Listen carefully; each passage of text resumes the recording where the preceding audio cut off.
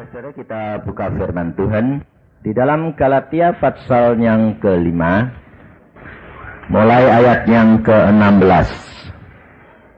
Maksudku ialah, hiduplah oleh roh, maka kamu tidak akan menuruti keinginan daging. Sebab keinginan daging berlawanan dengan keinginan roh, dan keinginan roh berlawanan dengan keinginan daging. Karena keduanya bertentangan, sehingga kamu setiap kali tidak melakukan apa yang kamu kehendaki. Akan tetapi jikalau kamu memberi dirimu dipimpin oleh roh, maka kamu tidak hidup di bawah hukum Taurat. Nah, sampai di sini lebih dahulu, saudara. Saudara, kita perhatikan apa yang firman Tuhan katakan. Bahwa Rasul Paulus telah mengalami dan merasakan bagaimana hidup di dalam dunia roh. Nah, tetapi yang menjadi masalah, saudara, adalah kita ini masih hidup di dalam dunia. Padahal di dunia ini bukan dunia roh, tapi dunia daging. Nah, ini yang menjadi masalah. Sehingga orang Kristen ini susah sekali. Dan banyak hal tidak dapat menggenapkan apa yang firman Tuhan ini katakan. Padahal saudara mengatakan tadi nyanyi dah, dia sanggup, dia sanggup. Saudara percaya kalau Tuhan sanggup? Amin dah. Pasti yang Tuhan ini maha kuasa. Tapi masalahnya bagaimana supaya saudara bisa.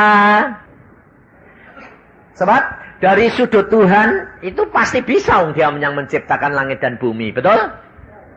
Tapi bagi saudara bagaimana bisanya? Saudara pasti bisa enggak? Hah? Ayo gue. Yang ini ibu bilang pasti. Kamu bisa? Saudara, saya pernah ditanyai setan. Setan ini berbentuk seperti Tuhan Yesus. Saya sendiri gak tahu kalau itu setan. Karena jubahnya putih, semua rambutnya, semua Tuhan Yesus. Nah, pada waktu saya mau sembah, saya kalau mau melakukan apa-apa tuh mesti konsultasi sama Roh Kudus. Roh Kudus, saya bilang, ini Tuhan Yesus kok datang Tuhan, saya sembah ya. Roh Kudus lucu, ngomongnya gini, jangan cepat-cepat nyembah. Bukan bilang, jangan sembah. Nah, Roh Kudus itu luar biasa. Dia itu Allah yang maha kuasa, tahu, tapi bijaksana. Nah, dia tahu dah kalau yang menyerupai Tuhan Yesus itu setan. Kenapa? Kok saya dikasih tahu? Karena setan pun mau menyobai saya sudah seizin Tuhan Yesus. Jadi kalau dikasih tahu kan namanya ndak. Itu namanya ndak ujian tuh, betul? Nah, tapi saudara kepengennya dikasih tahu dah. Nah, itu ngawur namanya. Saudara harus mengerti maunya Tuhan. Jadi makanya itu kenali Tuhan. Saudara nyanyi, saudara mengimani itu betul. Iman betul, Tuhan Yesus sanggup lakukan segala perkara. Tapi masalahnya, bagaimana saudara bisa mengalami kebebasan, kesembuhan, ya toh? Kelimpahan, loh. Semua Tuhan itu sebetulnya membuat Taman Eden itu perlunya suruh apa? Nikmati manusia. Semua sudah disediain. Nah, Tuhan tuh maunya sama saudara juga begitu. Nah, saudara di dalam dunia sekarang disiapkan surga, ya dah? Semua mau masuk surga dah? Mau? Tahu jalan nih? Lah, Bapak ini loh jujur, ini yang lain bilang tahu, memang tahu. Kata Alkitab berkata, akulah jalan kebenaran dan hidup. Tapi kamu bisa jalanin enggak? Masalahnya, tahu sih tahu, tapi kamu bisa sampai enggak? Nah, itu Bapak ini jujur, enggak gampang loh. Kalau dia bilang enggak gampang itu karena manusianya yang ngomong. Betul Pak? Nah, iya. Tapi Paulus berkata di dalam Yesus aku Sanggup. Nah, di dalam Yesus aku sanggup. Nah, ini masalahnya yang saya ingin bicarakan sama saudara. Supaya saudara sanggup, saudara harus di dalam Yesus. Lah di dalam Yesus itu kayak apa? Makanya Nikodemus tanya, bagaimana aku bisa masuk ke dalam perut ibuku lagi, wong harus dilahirkan baru. Nah, karena apa? Karena menanggapi firman Tuhan menurut pikiran. Nah, saudara, sementara ini jadi orang Kristen masih banyak pakai pikiran atau pakai iman? Hah? Kalau ngomong iman, ngomong sih hebat, tapi faktanya nanti kalau ngalami coba. Coba kalau saudara ngalami sama seperti saya sedang praktek loh ini. Jantung saya ceret bocor. Terus saya sampai di rumah lumpuh total. Saudara bisa ngomong, terima kasih Tuhan, sebentar lagi aku mau mati, bisa? Loh, bisa enggak? Lihat-lihat. Jadi iman dia iman lihat-lihat. Oh, jadi itu iman, itu namanya ngimani atau iman? Ngimani itu namanya. Lihat-lihat itu ngimani. Jadi masih karepmu atau karepe Tuhan? Bener Pak, karepe dewek itu. Nah, maka saudara, saya ingin ngajak saudara, saya sudah lama, udah kesini kira-kira 4-5 tahun ya. Lebih, sebabnya saya mengasingkan diri sendiri saja sudah 3,5 tahun, 4 tahun sampai sekarang. Karena Tuhan bilang, kamu sekarang tidak pergi nginjil. Ngapain Tuhan? Duduk diam di rumah, sembahyang tok, sama baca Alkitab. Hah? Berapa lama? Sembayangnya paling sedikit yang secara jasmani. Loh, saya ini tidak pernah mikir kecuali Yesus dan firman. Tapi Tuhan masih nuntut, saudara. Sembayangnya harus 5-6 jam. Loh, 5-6 jam itu yang dia mau ngaku ini jalan-jalan yang mikir Tuhan, mikir Alkitab. Loh, itu apa tidak sembayang setiap saat? Kenapa Tuhan masih nuntut saya sembayang 5-6 jam? Itu maksudnya apa? Lutut semua roh, jiwa, dan tubuh menghadap aku 5-6 jam. Lu kok geleng-geleng, kakak ini tadi iman. Kok hebat? Gak ada. Saya sendiri tidak bilang oke, enggak. Saya bilang sama Tuhan, Tuhan, sing sanggup sopo. Jadi jangan salah saudara. Makanya saya itu mau ngajari saudara, karena apa? Aku disuruh ngalami semua. Setelah ngalami, Tuhan bilang ajarkan. Mau ya syukur, tidak mau ya tidak apa-apa. Lah ya dah. Oh, masuk surga tidak dipaksa. Masuk surga itu tidak gandeng-gandengan. Aku tidak bakal nyeret saudara. Sing mau ya syukur, tidak mau ya tidak apa-apa. Lah, ada hamba Tuhan bilang, aku tidak percaya omongannya Yusa. Aku ya bilang, ampuni Tuhan dan kasihani. Wong belum ngalami. Aku dulu yang tidak percaya. Lah ya dah. Siapa yang percaya coba? Aku dibawa ke surga ketemu Tuhan Yesus ngobrol. Siapa yang percaya? Tidak ada. Tapi dia ngalami. Bener Pak. Kayak kemarin pagi khotbah di Full Gospel. Di lift ketemu satu orang, turut pulang. Dia bilang, Pak Yusa, aku dhisik itu ya tidak percaya mbek kowe. Mosok Tuhan itu iso ngomong. Nah terus saya ini aku ngalami dewek Pak. Bener Tuhan itu ngomong. Nek ngobrol kok seneng ya Pak. Loh. Tapi bojoku sing wis Kristen lama Pak, malah ora tahu ndungu ngomong. Lah kenapa? Ya itu Pak, baru aku tahu kurang percaya. Percayane masih di separuh durung Pak, aja separuh Pak. Masih di akal. Nah, ini saudara, ini waktunya itu sudah singkat. Saya ini suruh keluar lagi sama Tuhan itu, suruh mengingatkan saudara, waktunya itu sudah singkat. Aku sudah kepengen pulang, tapi Tuhan bilang, beresin dulu itu anak-anak, Tuhan suruh kasih tahu dulu. Saya sudah kepengen pulang, saudara. Ngapain ngurusin orang-orang susah kok? Betul enggak? Ngurusin manusia itu susah loh. Dikasih tahu, ndak nurut. Nanti kalau ndak cocok sama pikirannya, ngatain pembohong, nabi palsu lagi. Waduh, macam-macam sesat meneh. Wah, aku bilang Tuhan kasihani wong ndak ngalami, ya toh. Maka dari itu saudara, waktunya itu sudah singkat. Saudara harus masuk ke dalam percaya kepada Tuhan. Itu harus mulai di dunia-dunia daging ini. Saudara harus mulai belajar masuk ke dalam dunia roh surga. Sebab kerajaan surga itu dimulai dari di dunia ini, sekarang ini, saudara. Saudara ini sudah hidup di dalam dua dunia. Dunia roh dan dunia daging. Jadi, saudara sudah harus berlatih. Sebab nanti, di surga, itu lidahmu udah bawa pakai, itu udah kotor lidah ini. Jadi, saudara ngomong sama Tuhan Yesus itu udah, Tuhan, enggak. Kamu cuma mikir gitu, tes, Tuhan ini saya mesem, tahu.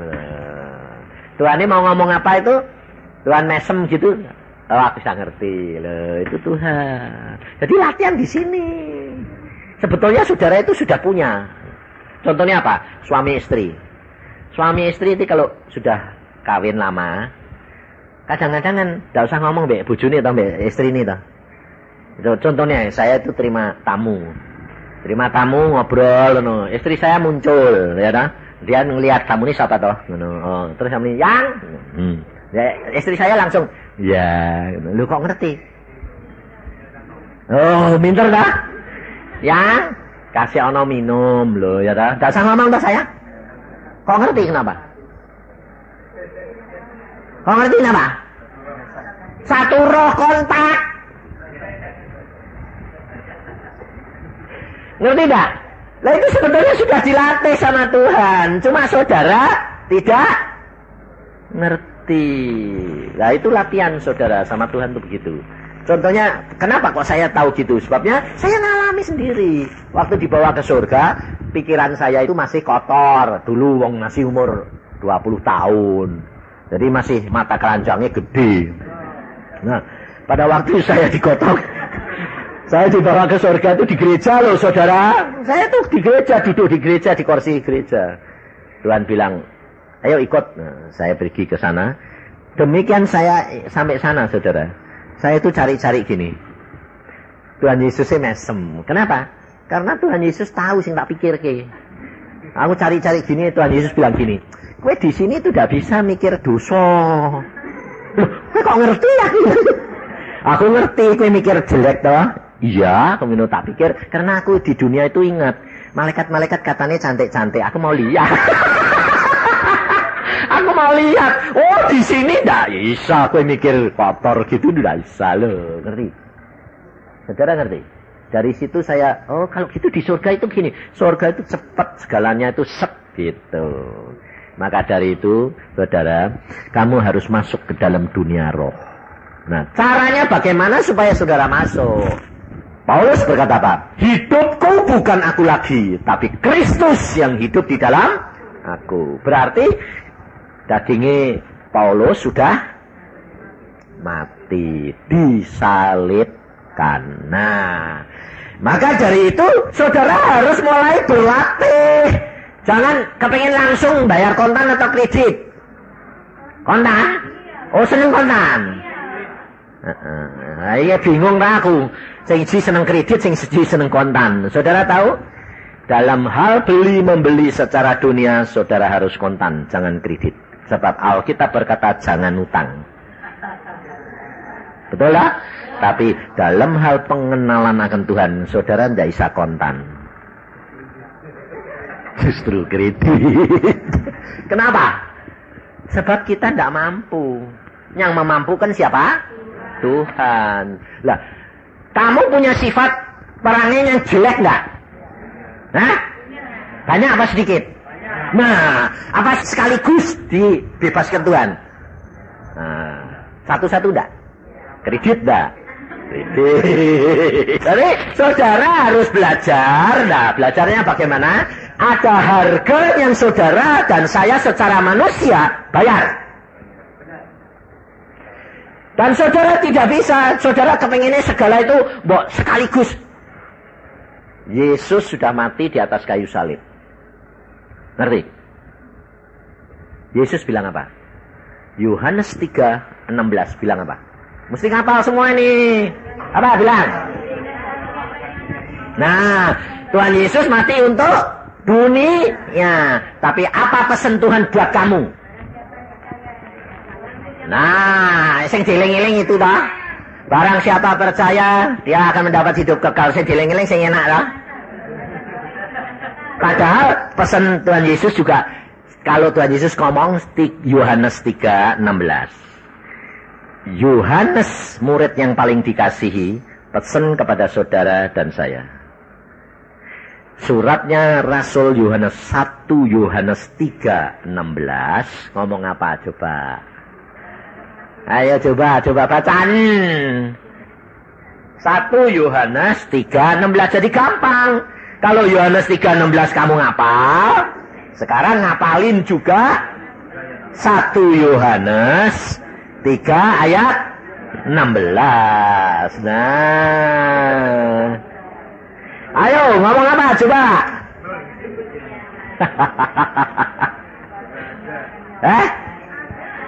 Loh, 1 Yohanes 3:16 gak ada. Gantung gue nanti. Wong Kristen mesti gak ono aku sing 1 Yohanes 3 ayat 16. Baca. Demikianlah kita ketahui kasih Kristus, yaitu bahwa Yesus telah menyerahkan nyawanya untuk kita. Jadi kita pun wajib menyerahkan nyawa kita untuk bayar, aja enake tok. Ngerti? Jadi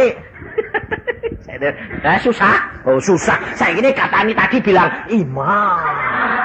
Saya ini tak ceritain bilang susah. Piye gue ini? Makanya ngomong itu gampang, tapi iya. Makanya saya bilang apa? Alami. Nanti kamu akan melihat kemuliaan demi kemuliaan Tuhan. Kalau Tuhan Yesus bilang, aku sudah mati buat kamu, sekarang kamu wajib. Bukan dianjurkan. Wajib. Kamu harus mati untuk saudaramu. Saudaramu siapa? Loh, itu saudaramu seiman. Jadi suami harus buat istri. Istri buat jami. Buat anak. Buat mertua. Sing paling susah mertua. Buat bapak ibu. Dan baru terus mengalir ke saudara seiman yang lain. Loh. Jadi saudara tahu. Makanya Yesus berkata apa? Kalau engkau mau ikut aku, sangkal diri. Pikul salib. Setiap hari. Ojo kadang-kadang. Maka dari itu saudara, bagaimana caranya? Saudara tidak mungkin. Kalau saudara bilang bisa, tidak bisa. Lalu saya pada waktu ketemu setan itu tanya apa saudara tahu? Alkitabiah. Saya ditanya, Yusa, nyebutnya suaranya pun persis Tuhan Yesus. Dia bilang gini, Yusa, kamu sudah dipanggil Tuhan, ya. Kamu diajari Alkitab Tuhan, ya. Kamu dijadikan hambanya, ya. Kamu harus janji dong sama saya. Saya tak tahu kalau itu setan. Dia bilang, kamu harus janji dong sama saya. Setan itu seolah-olah tuh rohani. Kamu harus janji sama saya. Apa? Saya bilang, kamu harus berjanji melakukan firman Tuhan dengan benar. Ya ada? Hah? Ya ada? Ya ada. Lu kok melongo? Ini loh, malah MC ini siapa namanya tadi? Hah? Nita?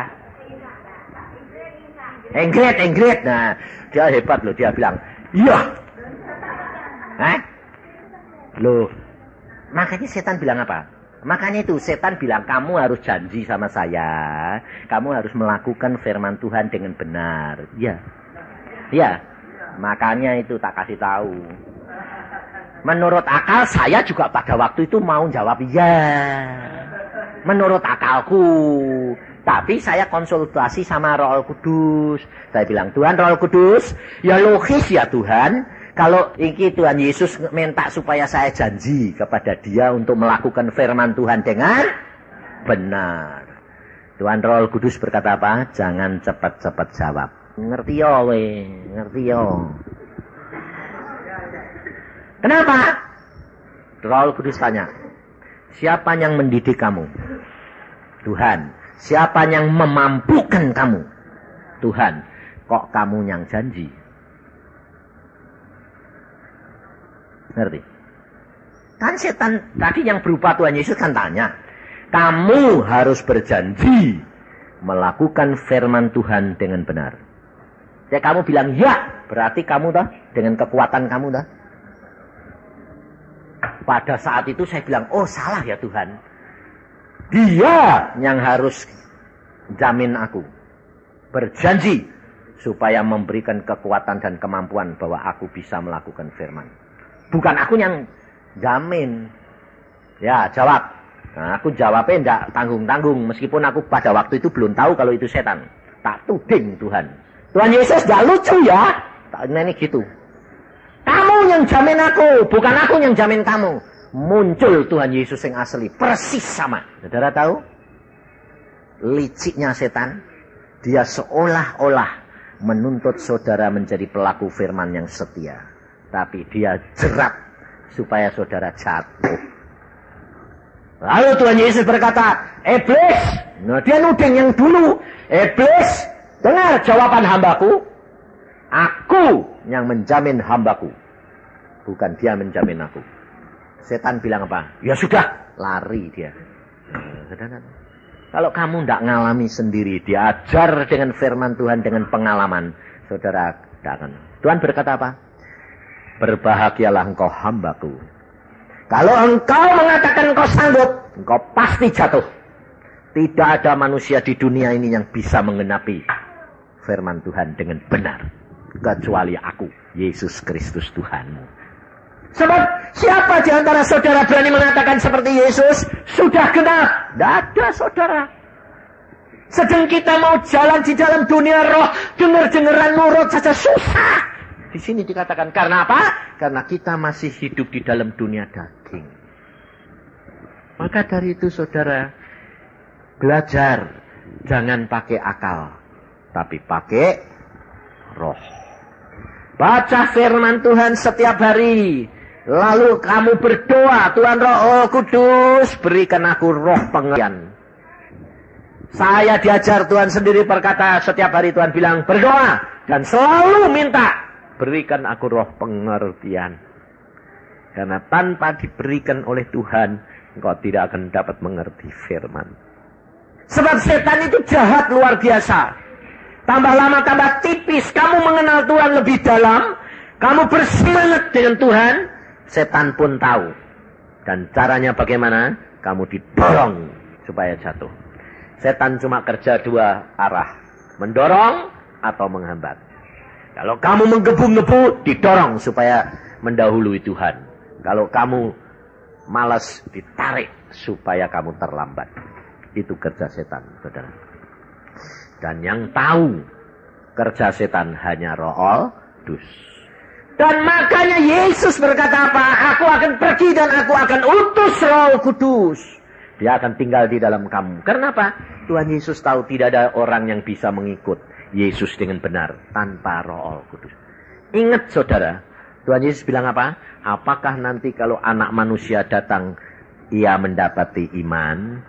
Kenapa Tuhan Yesus berkata bahwa apakah kalau aku nanti datang mendapati iman? Sebabnya saudara, banyak iman orang Kristen gugur. Buktinya itu loh, di Jakarta coba, baru ada keributan gitu. Banyak enggak orang Kristen yang ketakutan, lari. Betul enggak? Bahkan rumahnya aja ditulisi. Betul enggak? Kalau ditanya, lu kenapa gitu? Bukankah kita harus hikmat? Ya dah? Meskipun mengorbankan kepercayaannya, pengakuan sekalipun. Saudara? Padahal saudara dan saya tahu bahwa Tuhan Yesus sudah berkata, pikul salib setiap hari. Kamu mati, untung. Betul? Kenapa kamu takut? Karena apa? Karena percayamu baru sampai ke dalam akalmu, bukan sampai ke rohmu. Kalau saudara sudah ngalami seperti saya, saudara tidak akan takut, tidak akan khawatir. Sebab apa? Saya ngalami sendiri, saudara. Kalau ribut-ribut di Jakarta itu masih lumayan. Kenapa? Karena tidak model kayak zaman G30S, saudara. Zaman G30S itu tidak tanya-tanya. Kamu ngerjain apa, kamu salah apa? Enggak. Saya itu didatangi cuma anak muda 4 tuh cuma gini. Pak, saya mau cari Pak Sucipto. Ya, saya. Jangan salah loh, Pak. Ya.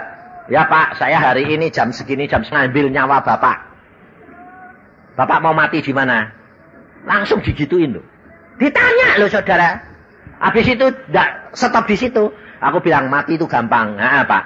Ini kita 4 pemuda bawanya ahli pembunuh lain-lain. Saya bawa kawat, Pak, ahli jirat.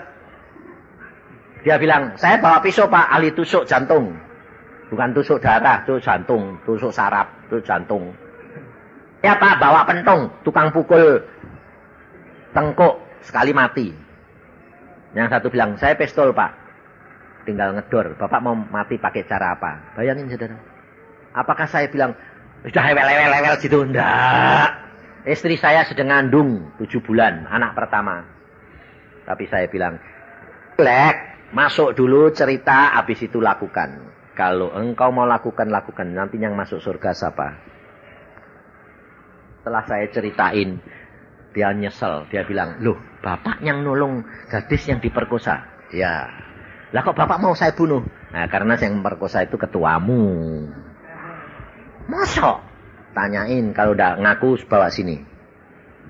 Loh, saya ini sedang nyari laki-laki yang memperkosa adik saya, mau saya bunuh kok. Bapak yang nulungi kok saya bunuh. Nah iya, ini kebalik toh. Pak, ya sudah sana pulang.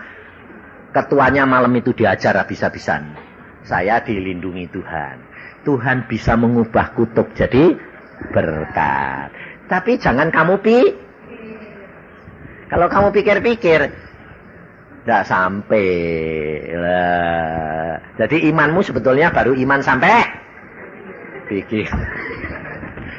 Maka dari itu saya kesini untuk memberitahu saudara supaya naik ke tingkat lebih tinggi ke dalam dunia roh. Maka dari itu Alkitab ini mengajar, kalau saudara hidup di dalam dunia roh, maka kehendak daging tidak dilakukan. Nah, bagaimana caranya itu? Ya satu-satu. Umpamanya kamu sembahyang, sudah. Makanya jalan satu-satunya apa? Resepnya baca Alkitab sebanyak-banyaknya. Tapi kalau suruh baca Alkitab ngantuk, itulah repot toh. Padahal Alkitab ini komplit. Dari obat ngantuk sampai obat masuk surga. 3 bulan yang lalu saya yang ngebel bapak. Ngebel apa? Yang jam 12 malam saya ngebel, tidak bisa tidur loh, Pak. Saya tuh punya penyakit tidak bisa tidur bertahun-tahun. Obatnya tambah lama tambah keras, Pak. Tapi tidak mempan terus. Sekarang ini obat mahal. Lah kok kamu cari saya? Lah karena pendeta-pendeta sudah tidak bisa nolong. Mungkin Pak Yusak bisa. Aku bilang, ngawur kamu ini. Yang itu Yesus, bukan saya. Ya Pak, tolong. Dia bilang gitu, saya doa, Tuhan suruh apa ini? Ini orang aneh ini, tidak bisa tidur kok. Tanya pendeta, tidak bisa tidur ya, tanya dokter.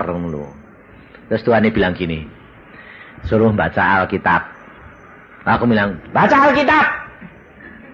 Dia langsung bilang, loh. Lah wong tidak bisa tidur kok. Baca Alkitab itu hubungannya apa? Nurut. Saya bilang, oh iya. Terus katanya kok tidak nurut. Aku bilang, tanya tak ngomongi ya nurut. Kowe kalau dokter kan mesti nurut, betul? Ah iya, lah ini tanya nurut. Baca Alkitab. Terus dia bilang, baca yang mana? Aku bilang, Tuhan, baca yang mana? Oh, baca Bilangan Imamat. Pasti tidur. Ya dah. Habis di situ kan diulangi terus. Sama ukuran-ukuran. Lah kan orang baca gitu kan, apa? Ah bener, lama-lama blet turu. Bangun, baca nek turu. 3 bulan dia bilang, wah hebat Pak, saya sekarang tidur nyenyak. Jadi Alkitab itu obat. Makanya saudara, Alkitab ini luar biasa. Maka lalu saya marahin dia. Habis itu kamu baca apa? Oh sekarang Kejadian sampai Wahyu Pak. Sebab sudah bisa tidur. Nah tadi ada anak muda bilang sama saya gini. Pak, saya kalau tidak bisa tidur jadi baca imamat ya. Saya bilang, jangan ngikut-ngikut gitu. Yang diikuti itu dia baca karena menurut firman Tuhan yang saya katakan. Bukan bacae terus menyebabkan tidur. Ini nanti jadi jimat. Ngerti enggak? Saudara, kalau hidup di dalam dunia roh, itu menurut firman. Jadi dapat firman dulu baru diikuti. Jangan lalu ngikut-ngikut nanti jadi kelenik. Ngerti enggak? Setiap orang enggak sama, beda-beda. Nah, maka dari itu saudara, di sini dikatakan firman Tuhan, kalau kamu melakukan kehendak roh, maka kehendak daging tidak kamu lakukan. Nah, itu satu-satu. Umpamanya kamu sedang berdoa, sudah baca Alkitab, sebab Alkitab ini yang mengingatkan saudara melalui Roh Kudus. Firman Tuhan bilang apa? Jangan marah. Nah, kamu pemarah. Satu. Jadi kalau sudah nyemprot, nah, marah. Nanti firman Tuhan mengingatkan, jangan marah. Oh ya. Nah, berhenti. Meskipun sudah terlanjur marah, enggak apa. Kalau dulu itu tiap kali marah 10 kali, nah ini direm sama Roh Kudus kan jadi berapa? 5 kali. Terus direm lagi jadi 2. Direm lagi jadi 1. Direm lagi jadi B. Nah, caranya bagaimana? Kalau kamu diingatkan, Roh Kudus bicara, jangan marah. Nah, langsung masuk kamar, jiwamu. Jangan berdoa umi-umi. Ya, kamu dia yang nyalah. Nah, malah ngadu. Dia yang menyebabkan aku marah. Dia. Loh. Dari situ saudara, kamu masuk kamar sembahyang. Tuhan, aku kok marah lagi. Lalu ngomong sama jiwamu. Hei, kamu namamu siapa? Mamanya Yusa. Kok marah itu ada apa? Untungmu apa? Malah untung pak rugi. Karena hatinya jadi panas. Lah kalau kamu rugi, kamu jengkel, nanti berkatnya terhalang. Itu makanya saya bilang, kalau kamu jadi orang Kristen belum ngomong dewek, belum dicap edan, iku durung Kristen. Sebab orang edan itu ngomong dewek. Iya dah? Nah, paling gampang ngomong di mana? Depan kaca. Tapi depan kaca sing mbok delok sapa? Nah, tuding dewek. Kowe kok. Itu resep paling cepat, saudara. Saya diajari Tuhan. Omong. Itu Alkitabiah loh. Di Mazmur, Daud berkata apa? Hai jiwaku, mengapa kamu gelisah? Mengapa kamu gundah gulana? Percayalah kepada Allahmu. Jadi yang saya alami, yang saya diajari Tuhan, yang saya praktek, itu Alkitabiah. Jangan dikira dongeng. Maka dari itu alami. Nah, itu satu demi satu kamu lakukan, nanti watak perangimu itu akan dipotong. Yang jelek-jelek itu dipotongin satu-satu, diganti dengan peranginya Yesus. Peranginya Yesus itu apa? Buah roh. Baca di dalam Galatia 5 ayat 22. Tetapi buah roh ialah kasih, sukacita, damai sejahtera, kesabaran, kemurahan, kebaikan, kesetiaan, kelemah lembutan, penguasaan diri. Nah, ini itu sebetulnya, saudara, yang dinamakan buah roh. Tetapi buahnya ini bukan roh. Buahnya ini daging, jiwa. Karena sabar, loh. Ini kan bisa dinikmati secara daging, loh. lemah lembut, murah hati. Loh, tidak ada orang kesulitan, nggak tulungin. Loh. Bisa dinikmati daging toh?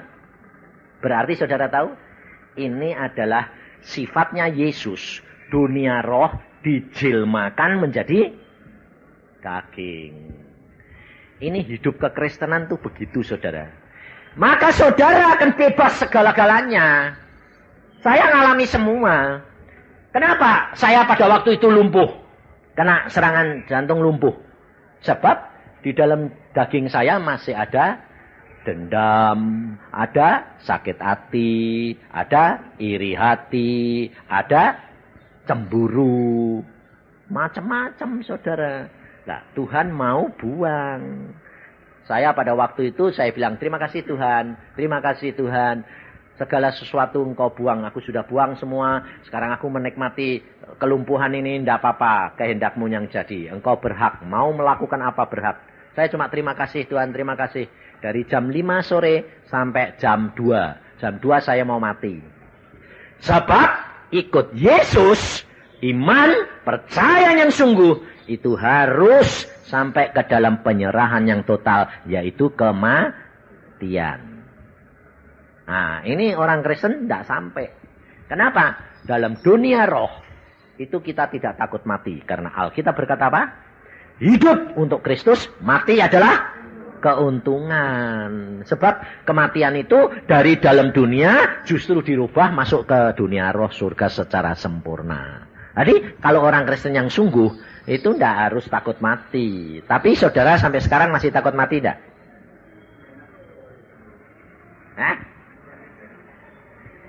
Kalau masih takut mati pasti masih ada ikatan. Ikatannya apa? Waduh, kepengen ini, kepengen istri bertobat, anak bertobat, atau siapa, ingin anakku kawin, ya tahu, masih ingin tahu? Nah, itu tandanya kan masih ikatan. Saya sudah tidak ada ikatan, saudara. Kenapa? Pada waktu itu, padahal anak-anak saya masih kecil, saudara. Iin tuh yang paling gede itu baru SMP. Tapi saya tidak ada ikatan, kenapa? Saya sudah mengenal akan Tuhan secara pribadi, masuk ke dalam dunia roh. Makanya saya bilang, kehendakmu jadi. Setan ngomong, sebentar lagi kamu mati. Saya ngomong bantah dengan Alkitab. Hidup untuk Yesus, mati adalah untung. Istri sama anak-anakmu nanti yang ngasih makan siapa? Wong yang kerja kamu jadi dokter gigi. Saya jawab, burung dikasih makan, masakan istri saya tidak. Akhirnya saya cuma ngucap syukur, Tuhan bilang, jantung saya mau berhenti, setan bilang, jantungmu sebentar lagi berhenti, kamu mati. Puji Tuhan. Karena firman Tuhan berkata, hidup untuk Yesus, mati adalah untung. Saudara tahu, terakhir saya teriak, puji Tuhan. Saya tahu mau mati ini, saya bilang, puji Tuhan. Malah Tuhan bilang, hidup. Jantungku diledakkan sama Tuhan. Loh, Tuhan ada apa? Loh, kan tadi mau berhenti. Sekarang tak hidup lagi. Ledakan itu apa? Saya itu baru tahu sekarang. Sekarang kalau jantung pada repot, itu ditiup. Lah, aku ngalami ditiup ya Tuhan. Melaku meneh. Enak. Saya belajar jalan 2 minggu. Sempurna. Saudara, hidup dengan Yesus itu luar biasa. Dan pada satu saat saya mati di rumahnya Pak Samudi. Mati keletek mati. Saya keluar, loh, Yusak mati, aku bilang gitu, jam 12 malam. Terus saya bilang, Tuhan, aku pulang. Langit terbuka. Tuhan Yesus duduk di atas tahta. Bergemerlapan, Tuhan mesem sama saya. Tuhan, aku pulang. Tuhan bilang, tidak boleh. Kenapa? Tugasmu belum selesai. Nanti aku jemput kamu sendiri. Aku kepengen pulang sekarang. Tidak. Jantungku berhenti. Oh, tidak masalah.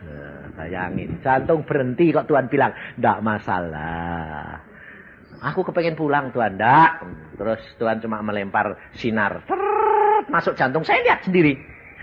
Meledak, jalan. Ayo masuk sana. Aku bilang, enggak mau. Masuk. Kayak orang dijumput. Masuk. Aku pengen pulang kok. Belum waktunya buat kamu. Loh, penak toh? Betulnya penak enggak? Nah, iya. Sebab kalau kamu menyerahkan hidupmu dalam tangan Yesus, Yesus yang mengatur. Bukankah di dalam Mazmur 37 bilang apa? Tuhan menetapkan langkah-langkah orangnya, hidupnya berkenan. Loh, jadi tujuannya sekarang resepnya apa? Bayarnya apa? Saudara dan saya baca Alkitab, lalu minta pimpinan Roh Kudus, lakukan firman Tuhan. Engkau berkenan, Yesus yang beracara dengan hidup kamu sendiri. Saudara tahu? Hidup dengan Yesus itu luar biasa, saudara. Tahun 94, Januari Tuhan bilang apa? Stop! Sembayang tok, 5-6 jam. Istri saya bilang, apa yang? Kowe gak nginjil sekarang? Nggak.